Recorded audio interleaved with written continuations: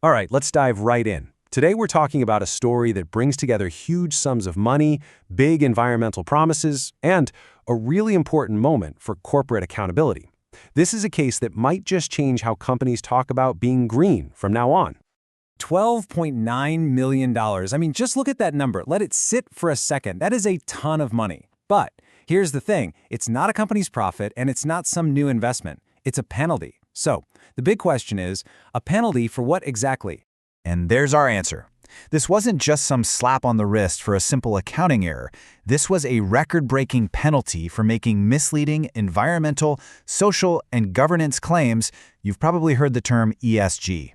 Basically, it's a fine for saying you're doing one thing while your money is doing something else entirely. So how in the world did we get here? How does one of the biggest investment firms on the planet end up with a historic multi-million-dollar penalty? Well, let's break down exactly how it all went down.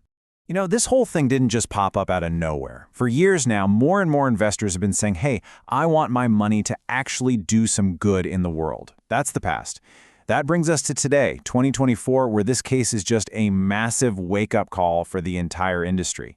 And because of it, the future of investing, well, it's going to look a lot different. To really get the weight of this penalty, we first have to talk about the crime it was designed to punish. And that brings us to this word we hear all the time now, greenwashing.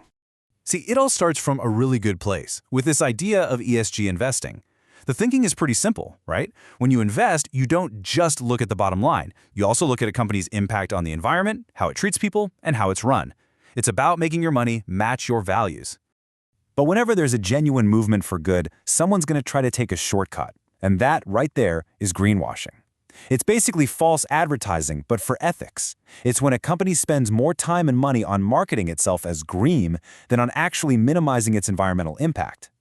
And this slide really just lays it all out. On one side, you've got the promise of ESG, investing your money based on real, verified ethical standards to make a positive difference. But on the other side, you have the reality of greenwashing, just using slick marketing to pull in investors who want to do good, but without any real commitment behind the scenes. It's all about that gap between the talk and the walk. Sooner or later, that gap was bound to cause a showdown. And that's exactly what happened. It was a classic matchup. A powerful government regulator on one side and a global investment giant on the other. The ones who brought the case? That was ASIC, the Australian Securities and Investments Commission. You can think of them as the corporate watchdog down under. Their job is to keep the financial markets fair. And here, they did something huge. They brought the first major lawsuit of its kind, specifically targeting greenwashing. And who are they going after? Vanguard Investments Australia. Yeah, that Vanguard, one of the biggest investment managers in the world.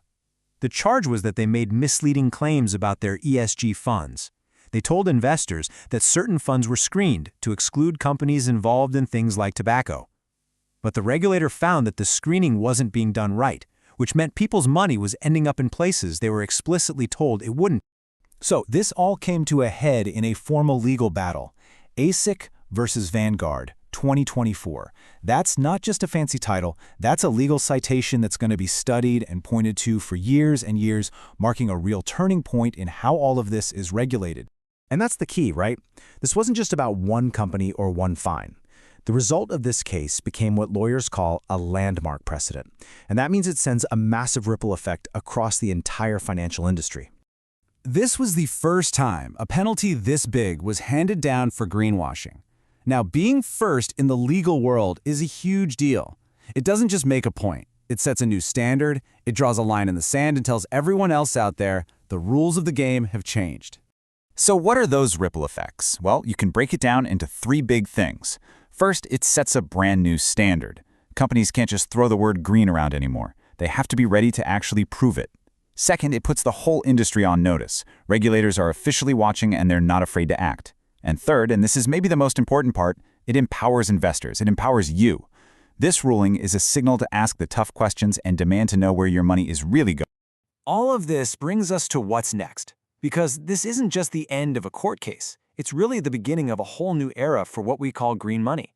Which leaves us with one final, really big question. For a long time, people have wondered if all this corporate talk about saving the planet was just marketing. But now that a record-setting penalty is officially on the books, will companies finally be forced to back up their green promises with real action? Honestly, the answer to that question is going to shape the future of investing for all of us.